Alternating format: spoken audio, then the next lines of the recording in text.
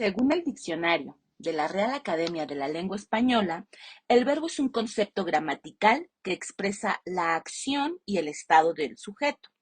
Ejerce la función sintáctica del núcleo del predicado y tiene variación de persona, número, tiempo, modo y aspecto. Variaciones que reciben el nombre de accidentes gramaticales.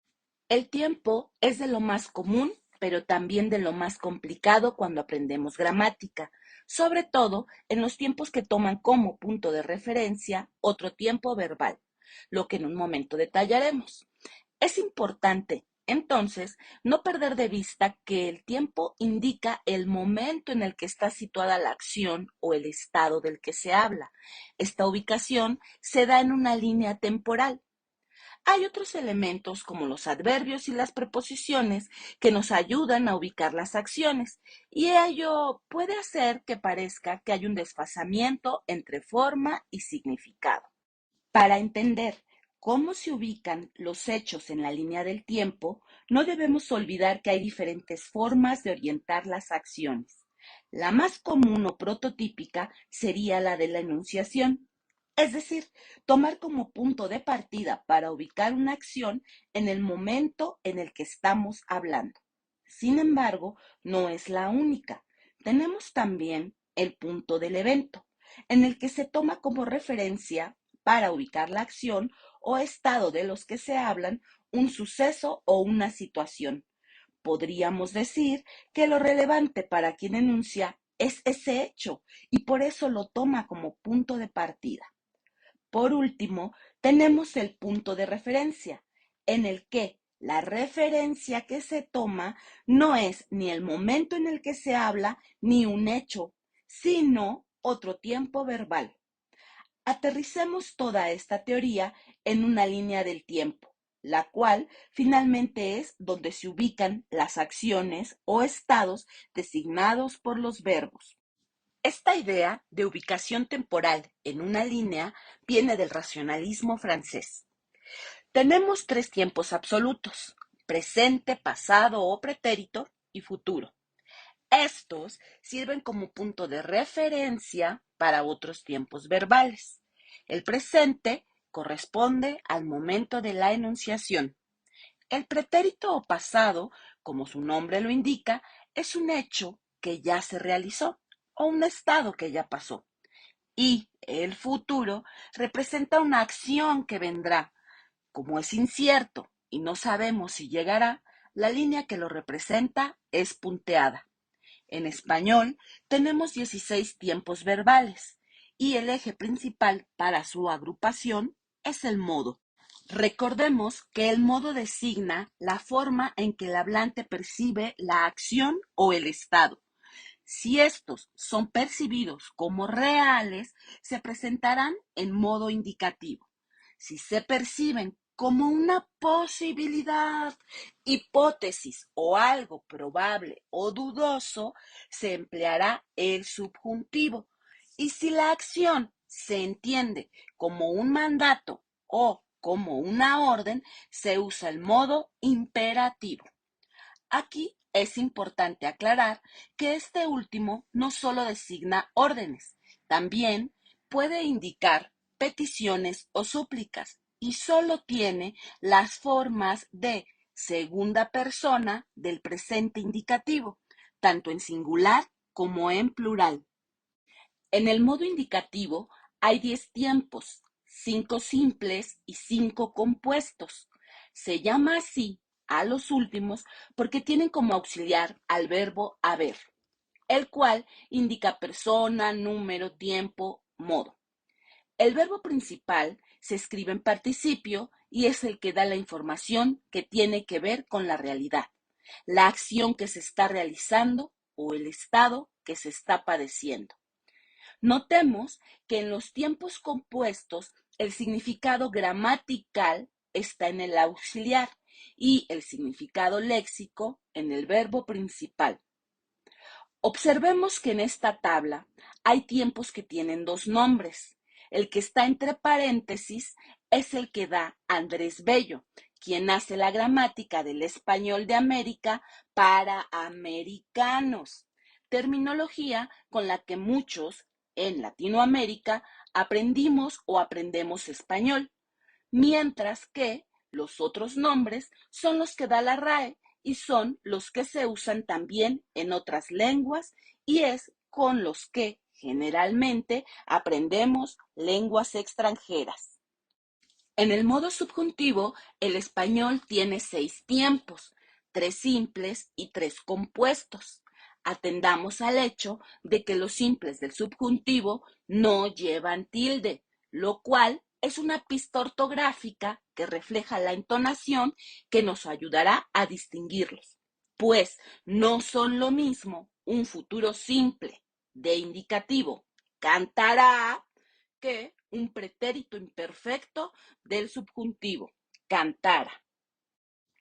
En esta línea temporal hemos ubicado ya las formas lingüísticas que representan cada tiempo. Las que están en azul corresponden a las formas del indicativo y las que están en verde a las del subjuntivo. Como ejercicio, les sugiero que ustedes coloquen la equivalencia terminológica de la RAE para que afiancen esta teoría.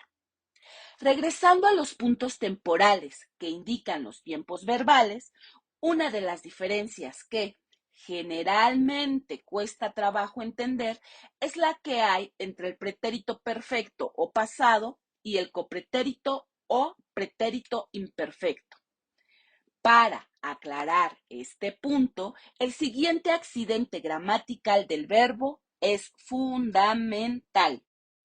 El aspecto es el accidente gramatical que va ligado al del tiempo. Nos dice si una acción o estado se presentan como terminadas o no. Esto es, si las acciones y o estados se repiten o si se muestran en un punto de su desarrollo. Hay 3 formas de conocer el aspecto. La perifrástica no la abordaré aquí. La léxica es la que está relacionada con el significado del verbo. En los ejemplos, Luis llegó a Caracas, Luis vivió en Caracas, no es lo mismo llegó que vivió, pues el primero implica que fue un momento. Se ubica en un punto temporal y ya. No es que Luis esté llegando, apareciendo 1000 veces en ese punto al mismo tiempo. Tal vez en la ficción sí, pero esa es otra historia.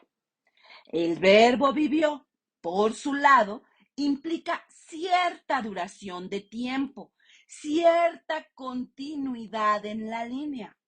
Luis estuvo un lapso de tiempo de su vida en Caracas. En cuanto al aspecto morfológico, la duración de la acción está implícita en la forma del verbo, en sus desinencias o terminaciones. De este aspecto derivan los tiempos perfectos o imperfectos. Sin embargo, no debemos olvidar que en el uso se pueden añadir preposiciones, adverbios o sintagmas que cambien el aspecto de un verbo. Morfológicamente, por sus terminaciones, un verbo puede significar un tiempo perfecto, pero con los complementos en un contexto lingüístico adquiere el aspecto léxico de un tiempo imperfecto. Veamos entonces qué designan los conceptos perfecto e imperfecto en la terminología gramatical referida a tiempos verbales. Se entiende como aspecto perfecto o perfectivo cuando una acción o estado se presentan como terminados, es decir, que se realizaron en un momento específico y no duraron más allá. Hay autores que llaman a este aspecto aoristo.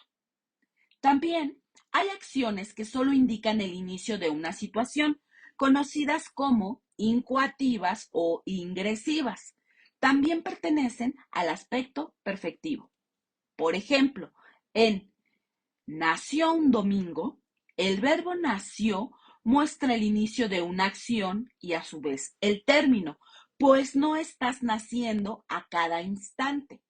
Metafóricamente es posible, pero en la puntualidad gramatical, en este caso no.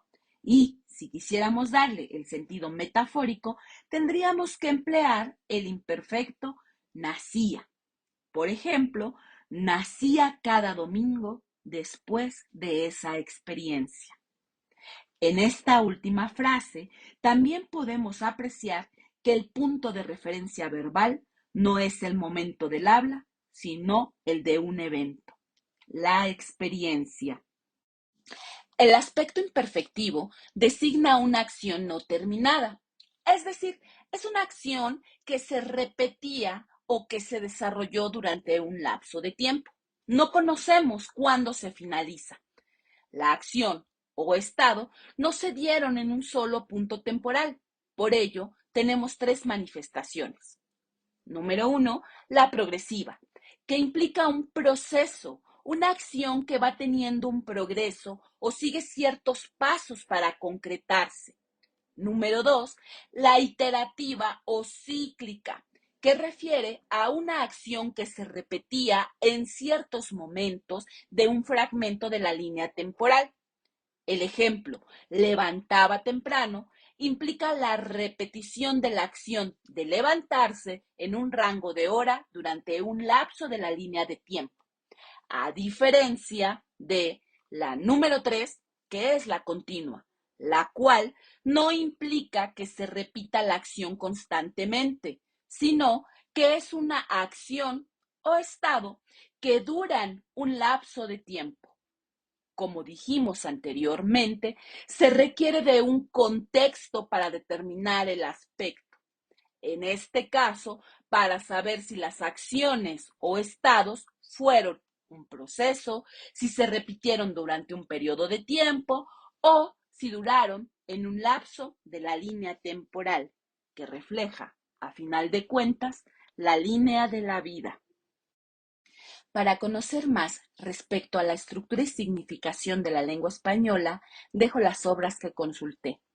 No perdamos de vista, por favor, que la gramática depende del contexto y está relacionada con la vida, con el hablante y con cómo éste significa el mundo y su actuar en él.